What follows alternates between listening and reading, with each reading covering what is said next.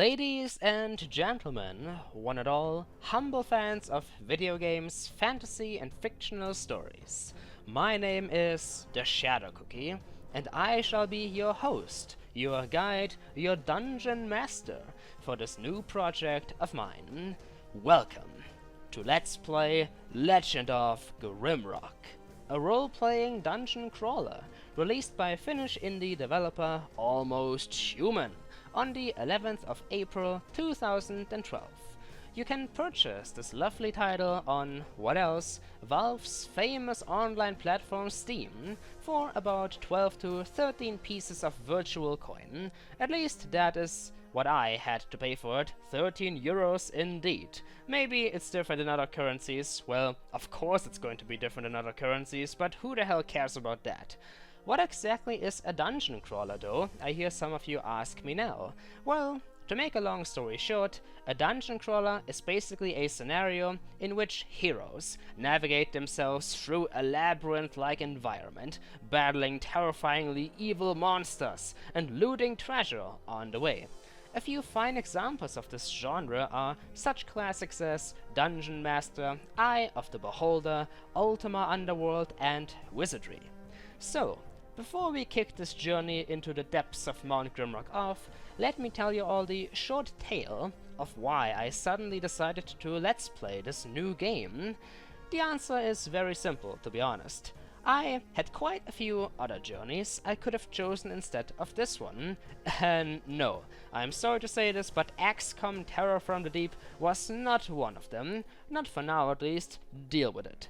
However, sometimes you just hear of a new game, take a look at some footage, some gameplay, some trailers on, say, YouTube, and suddenly this powerful flame of determination ignites within one's heart, and within that flame you can read the words, "Yes, I definitely want to let's play this game next. I want to let's play this game no matter what, because it looks so bloody amazing and exciting." And that is basically it. That is the short story of why I want to let's play this game, and it also brings us to the beginning of this new journey. Well, of course, I do have to admit I lied a little bit there. One of my biggest reasons why I suddenly decided to let's play The Legend of Grimrock is because my good friend and mate Frozen Foxy recently purchased this game and already kicked off a let's play of his own. Jesus Christ, this guy is so very productive, and well, he is let's playing The Legend of Grimrock. This game looks freaking amazing, therefore I want to let's play The Legend of Grimrock. I want to follow in his footsteps. And by the way, I keep calling it The Legend of Grimrock when it is only Legend of Grimrock. Jesus Christ, come on, try to freaking stamp the title into your brain. Now then, is there anything else I need to mention before we throw ourselves into the new game? Yes, probably. One more thing. This project is definitely going to be a welcome change, I have to say, considering that I normally let's play horror games and horror games only, such as my most recent freaking amazing achievement, yes, I am going to call it that because I am so amazing myself, Cry of Fear. There's of course going to be lots of other horror stuff in the future, but for now let's have a little bit more variety. Variety in the form of a dungeon crawler. Now then, first of all, because I enjoy to talk about completely obvious and unnecessary stuff, would you believe it?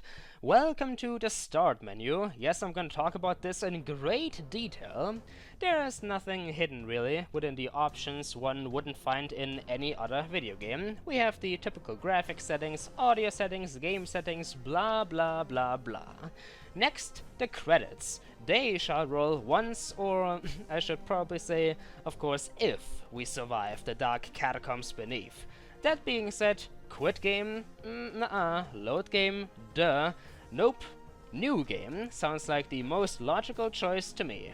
Here we go, ladies and gents. Let us throw ourselves into this dungeon crawling experience. So, here's a quick overview of the new game menu. Dungeon pretty much lets you select a campaign. Currently there's only one available, the most basic of them all, the one that came with the game, Grimrock. However, more is sure to come in the form of future updates as well as user-created custom content. Definitely looking forward to that. Anyways, moving on, difficulty should be self-explanatory, and since I am a goddamn hardcore like a boss MLG mofo, hard mode shall be my companion. You may argue that it is not a good idea to always choose hard mode right off the bat, but do I look like I care? No, come on, give me the freaking tough stuff. Third, create characters. You can either throw yourself into the sinister dungeon of Mount Grimrock with a pre-designed or self-made party of adventure. I mean prisoners, yes indeed, a self-made party of prisoners. Prisoners, yes, prisoners all the way, dirty, filthy scumbags of the lawless world of the underground criminal scum of killing people and assassinating innocents and stealing money and looting lollies from babies, and this is going nowhere. Basically, if you check this option, you can create your own party, and since that is pretty much one of the most fun aspects of any RPG nowadays, well, even back then, I will of course check it. Who the hell wants a freaking random group of people I've never met before in my life? No, I want to make my own little humble, chaotic group of lawless looters and monster slayers, yes indeed. Last but not least, old school mode. What does this mean? Well, in short, selecting this delicate mode turns off auto mapping, which translates to that the player will have no map. No, they will need to map out everything him or herself, or themselves, via pen and paper. Truly a setting for hardcore dungeon crawler survivalists. Thankfully though, the game came with a lovely PDF file, a PDF file of a graph you can print out to map out the dungeons. Should I check this or not? Maybe this is a perfect opportunity in time, or moment in time, to mention that I have never ever played a dungeon crawler before in my life. Yeah, it's a true story. I have never played a dungeon crawler before in my life. Never ever. He has never played a dungeon crawler before, and he is going with hard mode and old school mode. Bring it on! Like a true dungeon master, I shall map out my environments and waste the precious time of my viewers while doing so. Aren't I such a nice guy? Hey, come on, I like a challenge. Please, give me the liberty of choosing whatever the hell I oh so desire. In any case, that is basically everything I have to say about the new game menu. Now it is time to get to the really good stuff. Ah yes, like I said already, definitely one of the best parts of any good RPG, being able to create your own party, a party that is worthy of being thrown into a horrible system of caves, tunnels, catacombs and etc. filled to the brim with loot, monsters and deadly traps. Welcome to the character generation. Ah yes, it just gives you that special kind of feeling, the feeling that you feel closer, that you feel more connected with your party members, being able to choose their traits, their skills, their attributes. Yes, I definitely enjoy it a lot. Of course, this is also going to determine how successful we will be in the future, most likely. Therefore, let us not screw this up. Let us have some fun. As you can see, 4 individuals can be created to step up right into the fight. Perhaps my lovely little title card as well as introduction video gave that mystery away already. Ah well, let us begin. First of all, before I select anything, be warned ladies and gentlemen, this entire episode is, as the title already suggests, going to be nothing more than character creation and talking about options. Therefore, if you are not a fan of that, you might as well skip ahead. Skip ahead to an episode that may not exist yet. Oh well, let me tell you everything I can about the character generation menu. First of all, we have 4 available races. Yes indeed, 4 races of this kingdom, this fictional kingdom. Each race comes with their own positive and negative aspects. No real surprises there. Here's a quick rundown. First of all, the humans. Most populous of the sentient races in the world. Very adaptable, can excel in anything. No bonuses really, but also no minuses to any values. Comes with the highest amount of starting skill points, 4 in total. An all-round class basically, just like in Dungeons and Dragons. Second, we have the Minotaur, bulky, simple and keen to violence, only tolerated in cities because of their ability to do labor that requires a huge amount of strength and stamina. They come with a whopping +5 and 4 in strength and vitality, basically a damage dealing class, but however they suffer a -4 and 3 in dexterity and willpower. Also, a Minotaur has only one pitiful skill point to start with. I mean, come on, just one?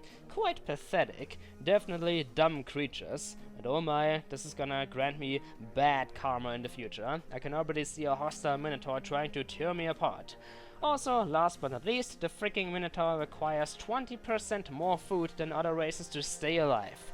So yeah, this guy is only meant to dish a lot of freaking damage to bash enemies' faces in, but other than that, he is dumb, with little to no dexterity, he'll most likely miss anything that moves, and etc, etc. What a race. Moving on. Third, we got the Lizardmen, social outcasts, generally mistrusted fellows due to their capricious and deceitful nature, however also extreme experts in terms of tasks that require stealth, which grants them a lovely +2 in dexterity. So yes, you can say that the Lizardmen are natural-born rogues, thieves, assassins. The -1 willpower here doesn't even seem to be all that noticeable when compared to the 3 starting skill points. Definitely a race more tempting and interesting than the Minotaur, I have to say. Quite lovely. Fourth and finally, we have the Insectoids. Oh dear, Insectoids? Like, you know, sectoids. This is not some kind of hidden alien invasion I know nothing about, right? In any case, strange joking aside, Insectoids, endless wanderers who mostly keep to themselves and rarely interact with other races. Masters of the arcane knowledge nonetheless. A +4 in willpower really comes as no big surprise. This race is our basic mage, magician, wizard, sorcerer. The -2 in strength and vitality isn't really all that bad, should be expected really from a magician casting class, magician throwing, freaking magician, spell, sorcerer throwing, electricity, fire, ice, and etc, etc. What am I talking about? My train of thought just completely derailed itself. What I meant to say is, this is our mage class. Not a lot of strength, not a lot of vitality, but plenty of willpower. I like it. Other than that, the +1 in dexterity, 3 starting skill points and -15% hunger definitely make them little insect people interesting party members, to say the least. And did I just call them little? Yes, of course, little old insects. Jesus Christ, let me catch my breath there. What a mouthful. Yes, this huge ocean of words just coming out of my mouth definitely represents true TheShadowCookie style. But I've got places to see, beasties to kill, people to entertain, time to waste.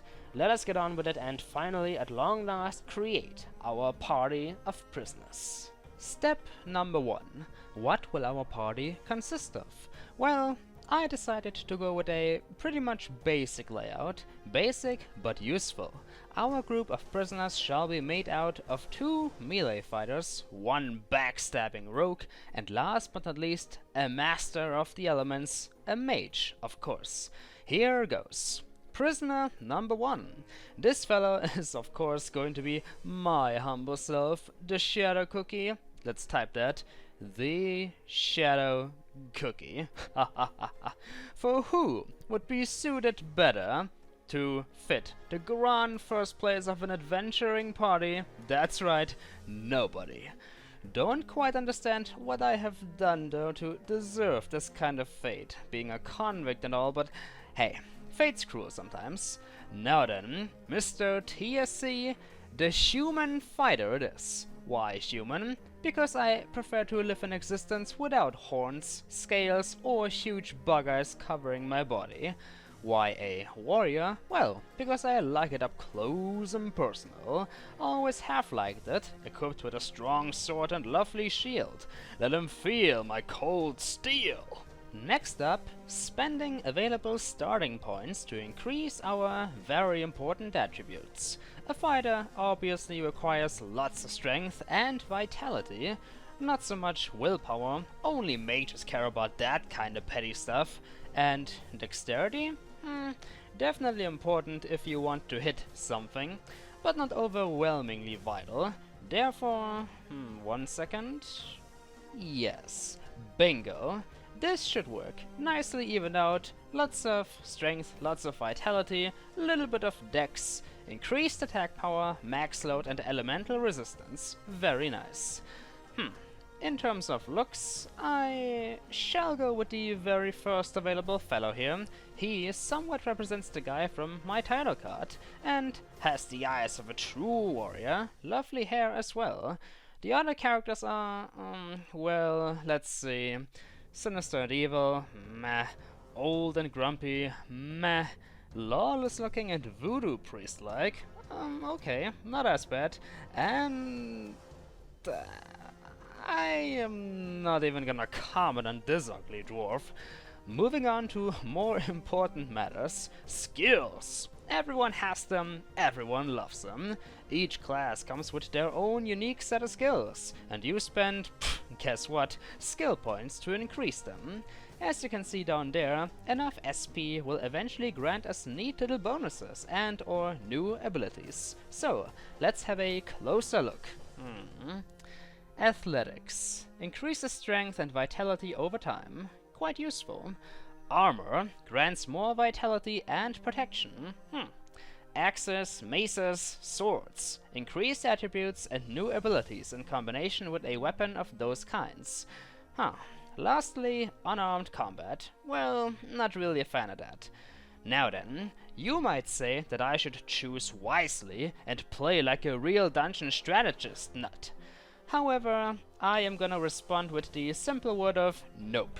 I wanna roleplay a little and choose stuff that seems appealing but not always useful, not stuff that is gonna allow me to beat the game in a flash. Therefore, let me invest the first 2 points into swords, because swords are fucking awesome. Yes, maces and axes can be neat, but swords are just so amazing. I mean, you can impale enemies with them for crying out loud, and that's cool. The other two other 2 skill points into, say, I choose you, armor, which grants us the +1 protection bonus if wearing anything. You can never have enough protection, isn't that right? Okay, we are almost done with creating our first character. Last but not least, let us have a look at the traits. Unique bonuses we can get if chosen permanently. At the beginning of each character, you can see that he can, or she, can choose 2 traits. But judging by the somewhat empty list, I can imagine that we'll most likely get access to more once we level up. Let's have a look. Holy Jesus. Lots of variety, it seems. Each of these traits grants such things as, for example, aggressive. You're full of rage. Adamantium rage. Attack power plus a whopping 4. And so on and so forth. Also, it seems that 2 of these traits can only be chosen by minotaurs or insectoids. Now then, first I shall choose I'm gonna fly over this list of random stuff. Yes, we have lots of everything here. Lots and stuff that creates lots of attributes. Well, it doesn't create them, it increases them. What am I talking about yet again? I'd say my first choice shall be healthy. Yes, indeed, the healthy trait. +2 vitality. Why this and not, say, tough, +15 health? Well, because a vitality bonus +2 may only grant +5 health, but it also increases my elemental resistances, and that's important. Besides, as I already mentioned, I want to choose stuff that sort of represents my character in real life. And as a matter of fact, I am quite healthy and suffer almost never from any kinds of illnesses, for example colds, coughs, sore throats, and etc. With all of that said, second. Well, to be honest, this is pretty much a cheap trait to have, but skilled it shall be. An additional +3 skill points for my humble self, and they shall be spent on Swords. Yes, indeed, 2 points into swords. That grants us the +1 strength bonus. Delightful. And the final SP into armor. Yeah, why the hell not armor? Voila! In any case, ladies and gentlemen, it seems that TSC, the human fighter from Germany, has entered the arena. I shall be the tank of the team, both leader and meat sheet. Welcome me with a warm applause. Did I just call myself a meat sheet? Meat shield is what I wanted to say, thank you very much. Oh well, that shall be our very first character. Welcome. And now that the overall process of creating a character has been explained, things should move along at a faster pace. It is time for prisoner number 2, the second fighter, for you always need not only one meat shield, but also somebody who dishes out the most Herden, aka a damage dealer. And this fellow here shall be called... well, I'm not gonna lie, I've already thought about who I am going to allow to join my humble party. This character shall be called Mr. John Burnett the First. In case you haven't realized it yet, I am going with real-life friends of mine, and John is the delightful fella who accompanied me in the first campaign of Left 4 Dead 2, the Troll Saga.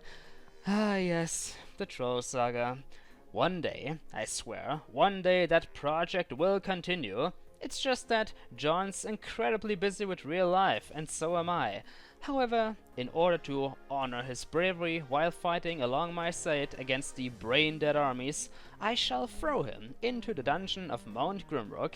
Be grateful for it if you are watching, John. So, he is going to be a... for variety's sake, he is going to be a Minotaur, indeed. After all, that's what these fat, freaking ugly bastards are good for. Experts of violence. Well, they are technically not fat, just full of muscles, but... whatever. But Jesus Christ, look at the 6 in dexterity. Only 6? I mean, freaking, look at that. Minus accuracy. This guy, he'd never hit anything like that. Wouldn't freaking hit the broadside of a mountain. Oh, Jesus, let's even this out a little. Alrighty, that seems a little bit more acceptable. Next up, strength.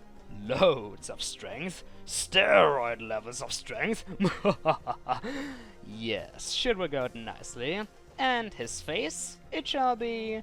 this first fellow here, since once again it resembles the title card fella. Welcome aboard. As for the skills, only one pathetic skill point available. Let's put it into athletics. Yes, I could choose the skilled trait again, but that would make things a little bit too simple and easy. Speaking of traits though, number 1, Headhunter. Oh yeah, the Minotaur only skill. +3 attack power for each skull carried. Oh dear. Delightful hobby indeed, Mr. John. As for number 2, I'd say, why the hell not? He needs more strength and therefore athletics again. +2 strength. Everyone, John Burnett the First, Minotaur fighter from Great Britain, has joined the fight. He shall be the damage dealer of the team, tearing apart hostile creatures and carrying our luggage to victory. Alright, next up is prisoner number 3. And oh my, what a special prisoner this one is going to be. Meet the Rogue, both elegant and deadly. Somebody skilled in the ways of stealth, assassination, and dancing around monsters as fast as the wind, skillfully evading each incoming blow of attacks. Indeed. And this one is of course going to be none other than my lovely girlfriend Elizabeth. Yes, that's right, you've heard me, baby. You are most definitely watching, I know that. You are going to take this role for yourself. Meet, let me type this out, meet Lamia Busybee. Oh, what kind of face are you making right now, darling? Why Lamia? Because she is freaking obsessed with vampires, for crying out loud. Why Busybee? Because it sounds cute and I want to make her blush as much as possible. Why a rogue? Because Assassin's Creed is one of her freaking favorite games of all time. I am sorry, Frozen Foxy, if you are watching this, my mate, my friend, and calling you a mate, well, it's normal in Great Britain, sure, but for some reason it sounds wrong. Well, just don't think about it too much. I know you wanted to be the rogue of the party, since you fricking, and how often could I possibly say fricking, since you adore the Thief series to no end, but my girlfriend's desires have priority, lots of priority over you. So, since she's a rogue, strength becomes a little bit less important. Dexterity shall take its place. Loads of it. Oh my. Look at the lovely evasion increasing up to 10. Besides that, +2 to strength, +2 to vitality. Excellent. And she will look like this lovely lady here. Long, beautiful brown hair, just like the original, plus a hoodie. It may not be the exact woman from the title card, but hey, you can't have everything. It's not that important, not at all. Next, looks like we have a new collection of skills. Let's have a closer look. Assassination. Ooh. Backstabbing and reach attack from back row. Sweet. Daggers, missile weapons, and throwing weapons. Blah, that's gonna be a tough decision. However, look at this. Dodge. Let's invest 2 SP to gain +5 more evasion. Now, nobody will be able to hurt you, darling, I promise. God bless those 4 human starting skill points. Also, let's see, let me think about this for a few seconds. Oh Jesus, I wonder how long this first episode of only creating a freaking character party is going to be. Almost half an hour into it. As I said already, this is gonna be a tough decision. I just can't decide which weapon to choose. If she is going to stay in the back row, then ranged weaponry would certainly be preferable, but I like daggers. I also like throwing weapons though. Knives, shurikens. But what about freaking missile weapons? Bows, crossbows. I can't decide. You know what? Let's just choose something else for now. Assassination. 2 points there. As for the traits, this is gonna be a simple no-brainer. First of all, evasive. +7 more evasion. Now, not even the speed of light will be able to catch up with you, darling. And second, since you are a rogue, and since I know you, agile, +2 dexterity. One and all, greet the 3rd member of our chaotic little bunch of survivalists, Lamia Busybee, the human rogue from Great Britain, caught while attempting to steal a copy of the as of yet unreleased Assassin's Creed 3. She shall be my backstabbing little lunatic, my dancing little lunatic. Welcome aboard. 4th and finally, the last prisoner. Who else could possibly become the final victim to suffer through the dark catacombs? Who else could we 3 possibly have dragged along for the ride? Well, if you have taken a look at the title card, then the answer should be somewhat obvious. An insectoid mage. Wait, what are you saying? The guy on the title card was a lizard or somewhat resembled it? Nope. Sorry folks, no lizard people allowed at this roller coaster to oblivion, sorry. And of course, not just any mage. Ladies and gents, move aside to make space for the one and only, famous and incredible Frozen Foxy, the insectoid mage. And as such, willpower shall finally show through at long last. For high willpower equals plenty of arcane energy. The rest can wander off into dexterity and vitality. There we go. Also, I'd say that the blue visage with the giant eyes right here at the, or in the, no wait, what am I trying to say here? The very first guy, the blue freaking insect. It suits you perfectly, Frozen Foxy, doesn't it? Jesus, I hope you're watching. I feel almost tempted. Yes, I feel tempted. I just invented a new word. I almost feel tempted to call you Frozen Foxoid, or Foxtoid, Frozen Foxsectoid. Oh well, that would just be silly. Let's get on with this. And why is my freaking grammar, why is my, what's the word? Orthography suddenly screwing up? Skills! Yes, I need to concentrate. Moving on, skills. You, sir, are frozen, you say all the time. It's in your name. Therefore, ice magic is going to be your starting companion. Investing free SP into it will grant us a random spell, at least I think random. After all, why else would there be free question marks? Tempting and mysterious indeed. Moving on, the first trait. Natural Armor, the only available insectoid trait, grants a +5 protection. This will ensure that nothing can just punch you out with a single hit, Sir Foxy. Well, it's unique. I'm going to choose it. And trait number 2, Cold-Blooded, +25 cold resistance. Indeed, you might say that it's a trait without much use, especially at the very beginning of the game, since elemental creatures pretty much tend to show up late. However, this freaking guy is called Frozen Foxy, so god damn it, he's gonna be cold-blooded. Simple as that. And with all of that set and done and dusted, our final member of the group is ready to throw himself into the unknown. Frozen Foxy, the insectoid mage from America. Enjoy your stay. Wait, what? You still want to be a rogue rather than a mage? Oh, come on, buddy. I promise it's gonna be a delightful experience. Well, now I can just slam my hands onto the desk. In fact, I'm gonna do that. And be like, this is it. I am done.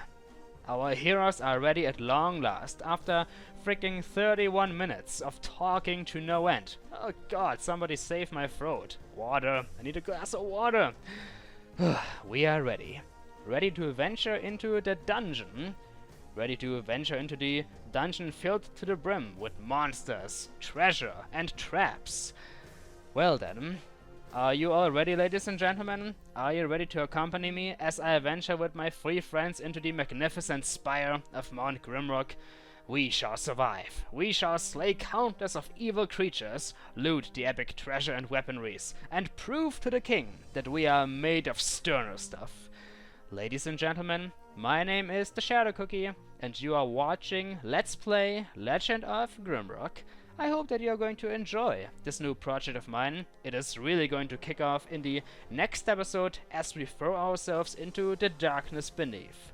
Please, if you enjoyed the video, leave a comment, and perhaps like it, it helps the channel grow. Subscribe if you haven't already, tell your friends Twitter and Facebook about it, if you feel like it at all, and I shall see you all next time.